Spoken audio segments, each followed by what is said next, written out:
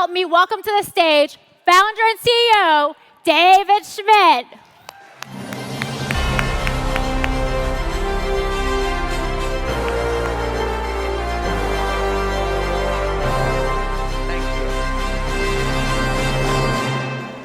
Thank you. I want to take some time to talk to you all for a moment. We're not going to use any PowerPoints. We're not going to use any videos. I want to have a little chat with you.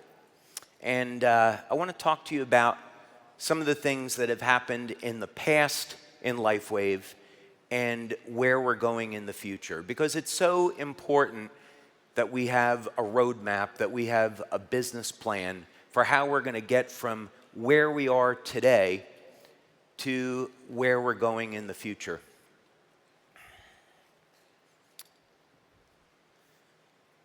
In 2006, we nearly went out of business. We were the victim of a credit card fraud scandal. There was a person that set up a fake position.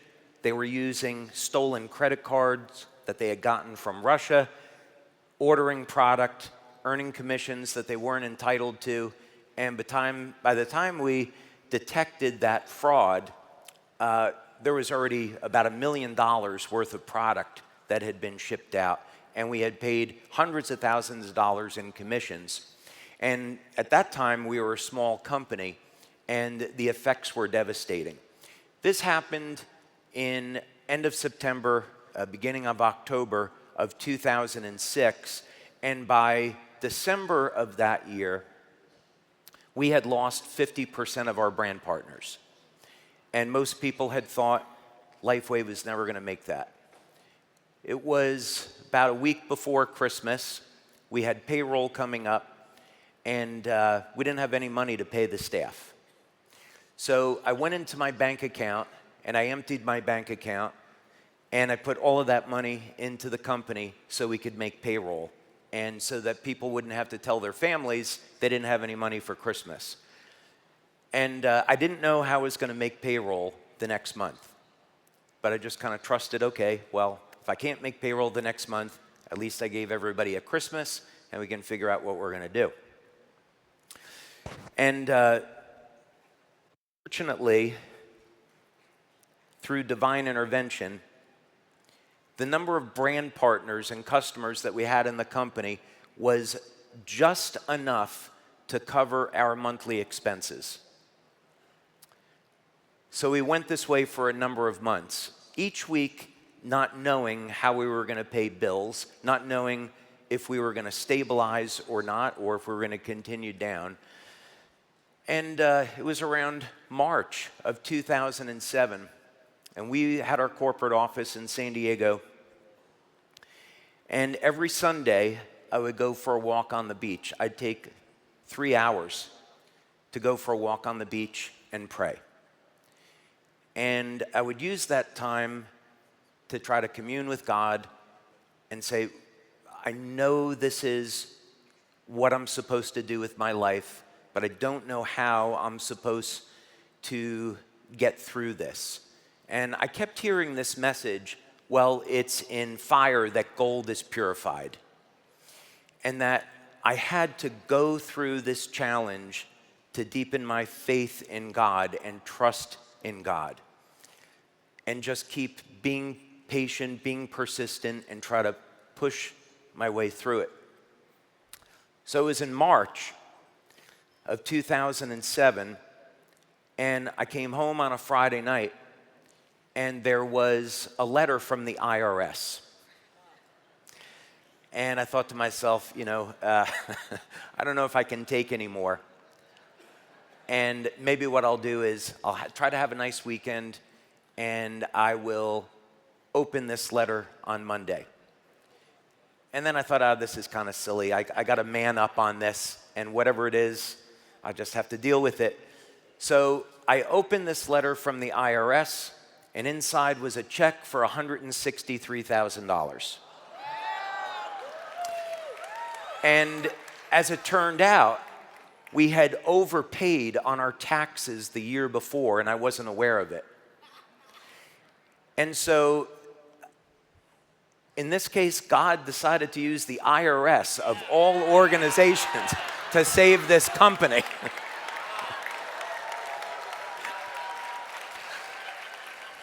And so we budgeted that money, and it lasted through the end of the year. We were able to pay our vendors. Of course, commissions were always paid first. We were able to get through the year. I went 16 months without getting paid to get through that. But I believed in that this company was going to survive, and so I was willing to bet my life on it. And we got to the end of 2007, turning into 2008, and we started to have leaders in Europe show up that started to build the business. And in 2008, the sales were double of 2007. 2009, the sales were double of 2008. In 2010, they were double of 2009, and we were back on our way, and we were doing really well. So the message in all of this is that you're going to face challenges in your life. You're going to face hard times, but it's those moments where you find out who you really are. Are you really committed to your vision, to your dream? Are you willing to do what it takes to succeed? And when you come out the other side, you're grateful that you went through that, because it's like, I climbed this mountain and I made it to the top. And now I have the rest of my life in front of me, and it's going to be amazing. And that happened 10 years later to the month.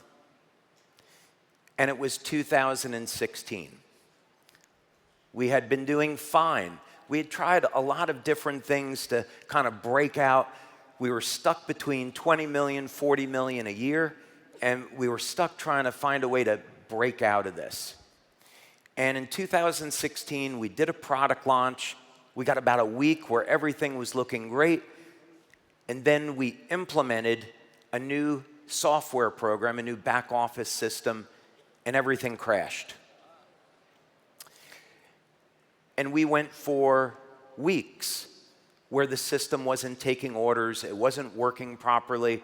And by the middle of December, we were back where we were before, where we had lost about half the people in the company. And we turned into 2017, and I thought, okay, I lived through this before. And I thought this was maybe something karmic.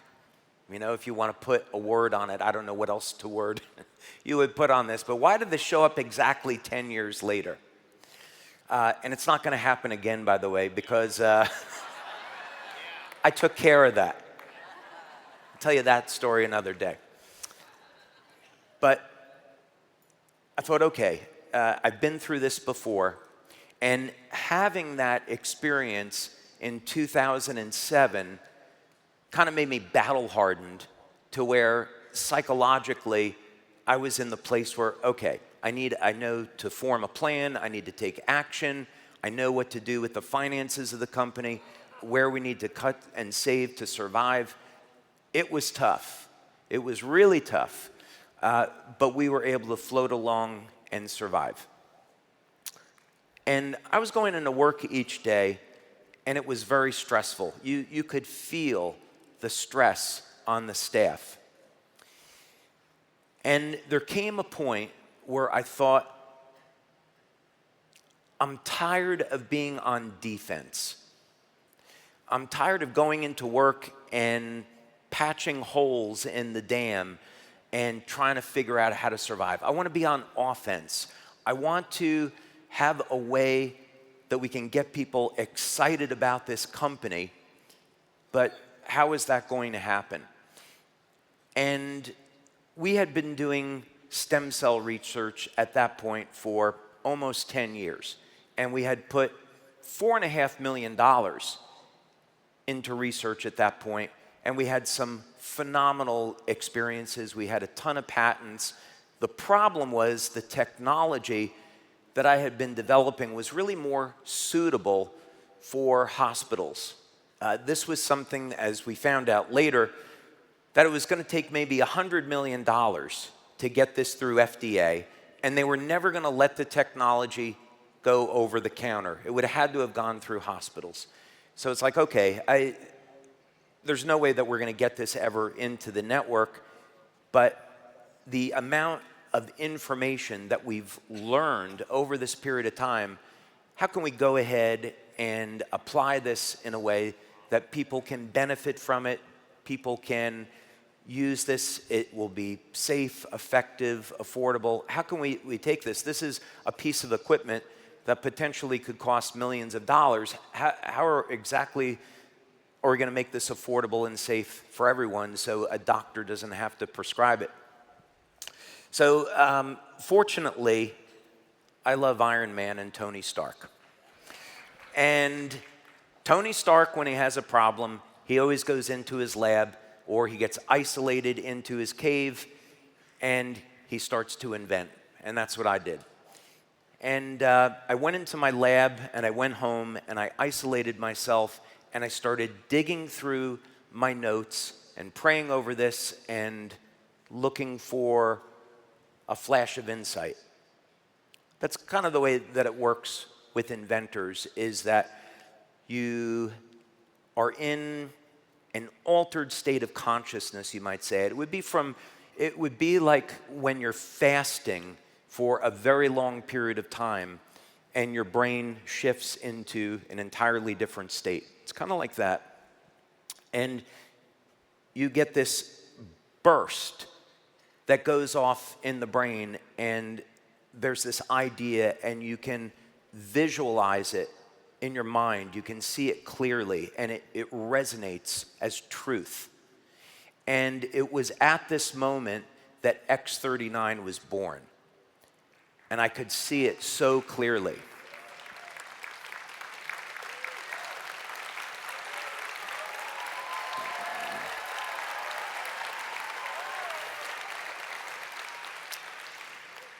And so I started getting to work, and I had to come up with an entirely new way of making the patches, something that I hadn't tried before. But I thought, okay, this is kind of the way that I see this, visualize it. This was the information that was downloaded, so let me go ahead and try to do this. And the first samples of X39 came out. Started to test them in my lab. I said, okay, this is something special. This looks really, really good. And then, of course, we started to set up clinical studies. And I told my staff about it. And I said, I have this new patch, and we're going to go ahead and start putting together a program to manufacture, market this, do the clinical research, and this is what the patch will do. But I didn't want to tell them how the patch worked. I thought for a period of time, I want to keep this to myself. So they asked me, well, can you at least tell us the name of the patch? And I thought back to Marvel movies, and Infinity War had just come out. And I said, the name of the patch is Stormbreaker, because we were in a storm. And we needed something for us to get out of that storm. So we had a code name internally in our office of Stormbreaker. That's how we referred to this patch. And in June of 2018, we had our first webinar with leaders. And we had done clinical studies. We saw the outcomes. But now it was time to introduce this to the leaders. And you never really know how people are going to react to this concept. And I thought, I know I've been doing the stem cell thing for 10 years now, and I kind of get it, but are we going to be able to communicate that to the leaders? Are they going to really appreciate the potential significance of this? And of course, the rest, as they say, is history. The leaders were excited. But I want to point out Jan Wiegel for a second. I don't want to put him on the spot. But we had our leadership team And we were seeing these incredible, it was August of 2018, we were seeing these incredible testimonials. And the leadership was saying, you could charge $300, $400 a month with this. No problem, people will pay it because it's worth that. And Jan said in our leadership group, if you want everyone to have it, if you want everyone to benefit, the right thing to do is make it affordable to everybody. It's worth more than the other patches, but charge an amount that everybody can afford. And this is why we work together as a team. And thank you, Jan, for that recommendation. It's obviously the right thing to do. We appreciate that.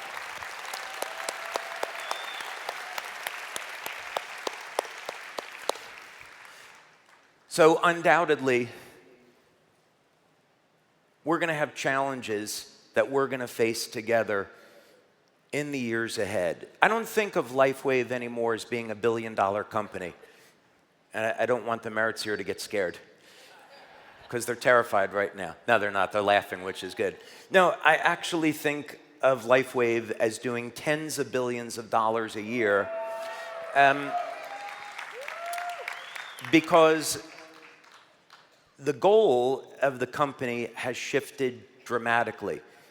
Given that we've reached this level of success, I'd be the first one to tell you that I would never have thought that we would be getting into manufacturing drones for humanitarian aid. I never would have thought we would have been building clean energy sources to power homes or power electric vehicles.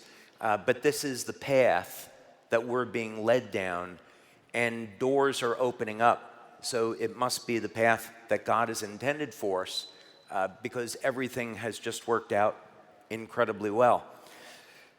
And we're going to face challenges. And when we think about making plans in life, I think about the story of Gideon.